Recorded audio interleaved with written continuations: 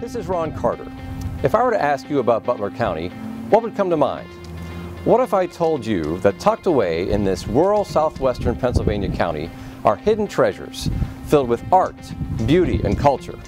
And what if I were to tell you that now there's a program dedicated to highlighting those gems, a program that we like to call Showreel?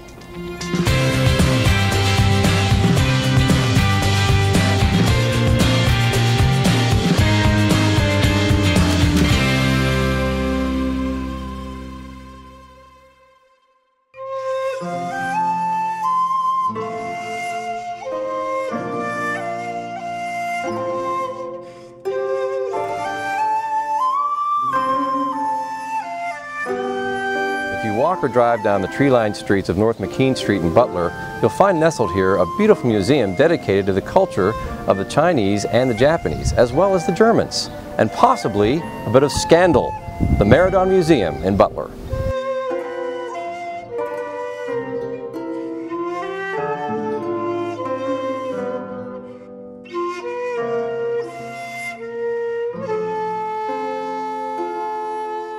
I'm with Roxanne Boozer at the Merredon Museum here in Butler. Roxanne, nice to have you on the program. Thank you for having me. Why don't you tell me a little bit about how all this even started? Okay, we have a benefactor, Mary Holton Phillips, and she lived in Butler all her life. And she married into the T.W. Phillips oil and gas family. Right. And she and her husband, Donald, did not have children. And over a 40-year period, she amassed this collection and did not know what to do with it. And so she decided to give it back to the community in the form of a museum. And it is the only Asian museum that you're aware of in southwestern Pennsylvania, period. Coupled with mice and porcelain, yes. And it's right here in Butler. Yes. It's fantastic.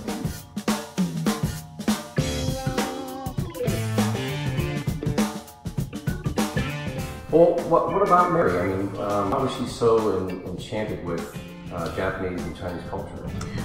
Mary Holton Phillips was part of the GFWC, which is the Greater Federated Women's Club, and every March, and they still do this today, they have an antique show that they put on for an entire weekend, and dealers come from around the tri-state area to participate. And it was at one of those weekend events where she came across the Wisteria Maiden. This was her first piece that she collected. Oh, okay. And beautiful, it just spawned her whole love for it. And so she, over a 40-year period, amassed this collection. People think she traveled, but she never did. The dealers got her. So at one point in time, all of this was in her house? Yes, about 95% of what you see here was all in her home. That's incredible. Absolutely incredible. These are peacocks with peonies, which is the Chinese flower. And you'll notice they're green and white with hints of lavender. And they were each separately hand-carved, and yet they are mirror images of each other. So these pieces here kind of reflect the fact that even in the 16th century, people had bad habits. That's correct. All right, tell me about that. Okay, these are snuff bottles, and they would have held snuff, which is a very fine ground tobacco. And if you look in them, they're painted. They actually are painted from the inside, which would have taken a lot of patience. And I kind of liken this to the 70s, you know, with your family that smoked, they had their cigarette cases. Right. They would have represented their personality or even their, economic status. And so did these pieces here. This has been really an amazing tour so far, but this room, it looks isolated and different for some reason. So what's going on with this room here? Okay, this room houses Mary's collection of Meissen porcelain, which Meissen is a town in Germany. And she collected the Meissen porcelain as well. My personal favorites are the satirical pieces. Okay. They're very enjoyable. So for example, here you have a man and woman resting when all of a sudden another man is found by their dog hiding underneath. So the woman was having an affair. There's a couple more pieces here. Sure. You have an elderly woman who is being courted by a young man, and you see that Cupid is reaching into the chest for her will, and I know. And this one you have a man and woman and a father playing cards when another woman comes in with a baby and an attorney, and the woman is mortified because this other woman is claiming that her husband is the father of her child. And when was this time frame for these particular pieces being Early 1700s. Early 1700s, and we were still dealing with scandal. Yes.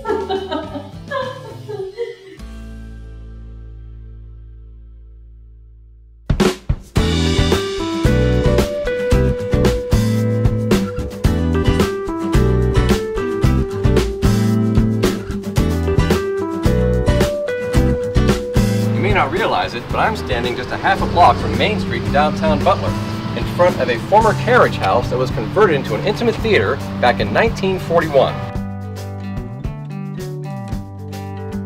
I am on the main stage at the Butler Little Theater, which is just a half a block from Main Street in downtown Butler. And with me today is Sue Collar and Katie Wayne with the Butler Little Theater. And Sue, why don't you tell me a little bit about the history of the Butler Little Theater and about this space. It's really a fascinating space. Well, thank you. The theater started back in 1941 with a small group of people. Actually, it started a little earlier than that, and they did some shows a couple different places. And then their actual first show, called the name of Butler Little Theater, was done at the courthouse, and it was called the Night of January 16th. And then we purchased this building, I believe it was in 1945. It used to be a carriage house for the building that's in front of us, which is now a carriage house. A carriage house.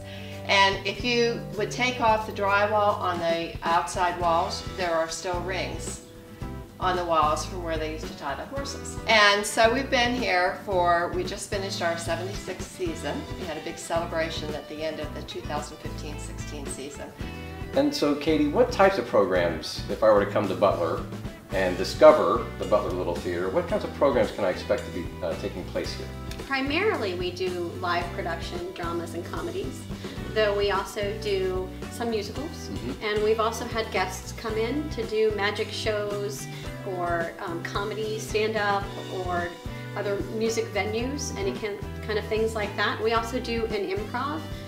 About once a month we try and do an improv production, which is audience participation. People can come and watch, or they can come and try their hand at it. Oh, they actually will come up on stage sometime? Yeah, to do improvisation, sure. They do a lot of different games and different types of improv activities, and then people can come and participate as they want to, as much or as little as they like, or they can just be as comfortable as an audience and enjoying the humor of the improv. Do you find that people are still discovering the Butler Little Theater?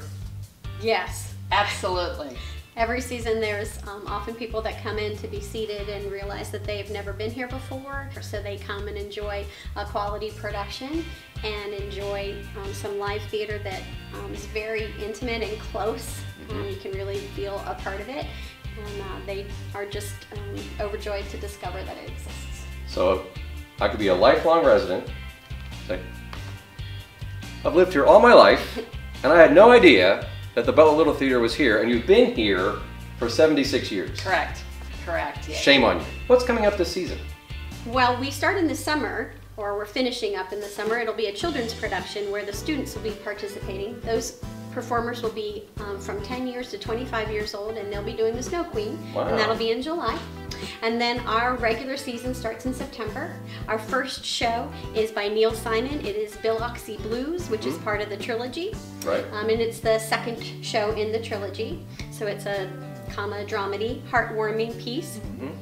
After that, it's Bowing, and that will happen. We open Thanksgiving weekend for that one. And then our third show of the season is Other People's Money. Our fourth show is The Rise and Rise of Daniel Rocket, which is a charming little show, spans over a number of years, so it'll be interesting to see the portrayal of the characters in their youth, as well as in their, like a decade or two later in their adulthood, so that's a great show. Our last production is Vanya and Sonia and Masha and Spike by Christopher Durang. So it's an absurdist play, very, very funny, little off your beaten trail, so to speak, but a very interesting, great play. So come enjoy that one, and that's our wrap up, and it'll be a great season. That sounds like a very, very eclectic mix of programming. So it really sounds like you're doing some great work here.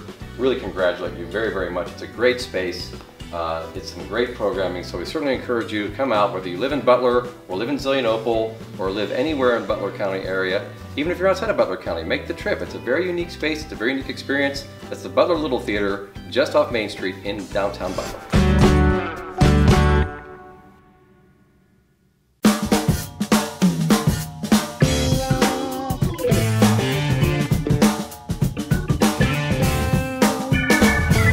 People have fun with the name, the Slimy Pebble, Love is at the Rock, but truly, Slippery Rock University is a robust institution that is thriving with arts and culture.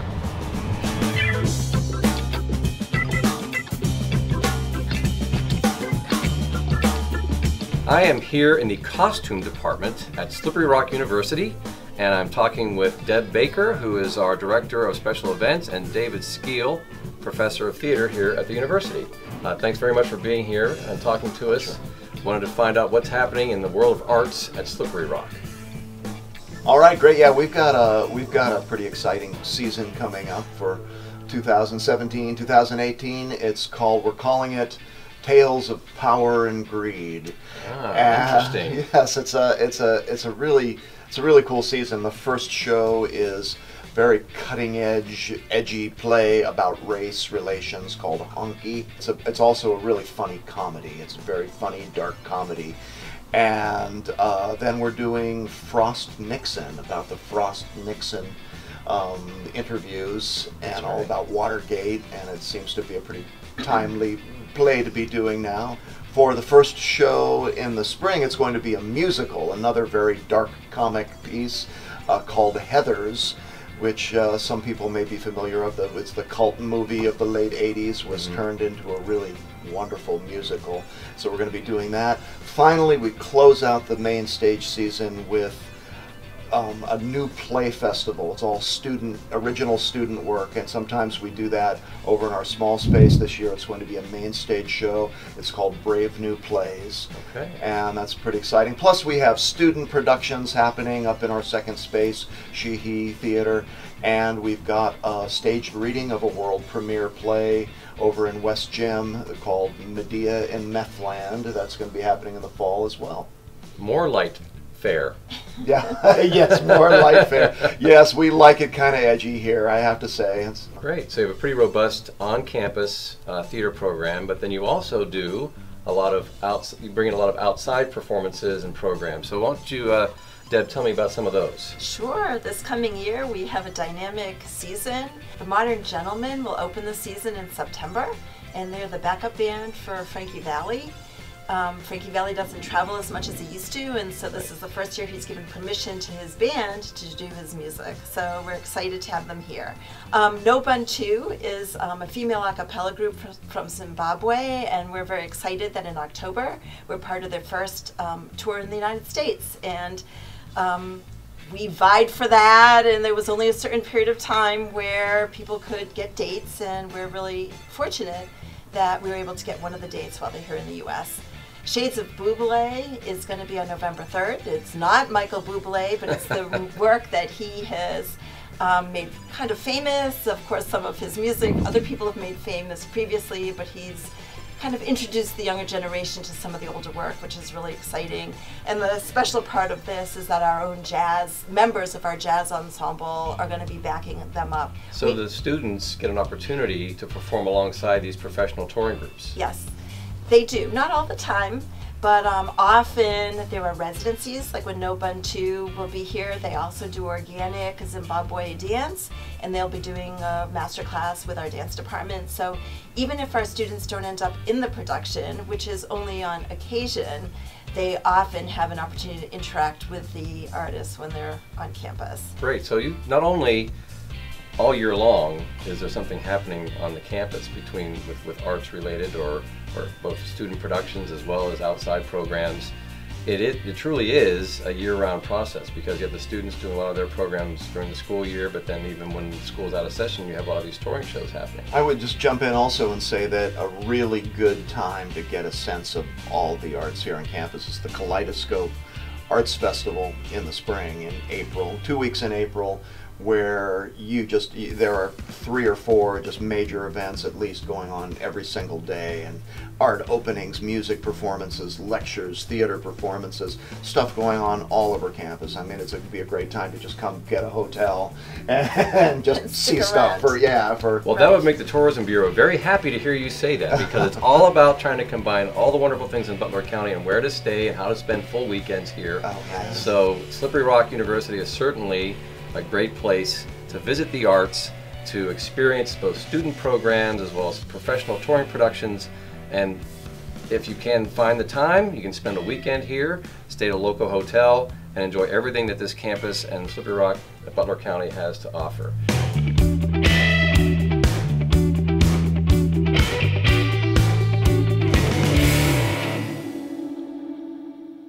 In this short space of time, we've already visited some outstanding destinations for arts and culture right here in Butler County, and we've barely scratched the surface. So be sure to tune in to the next episode of Showreel.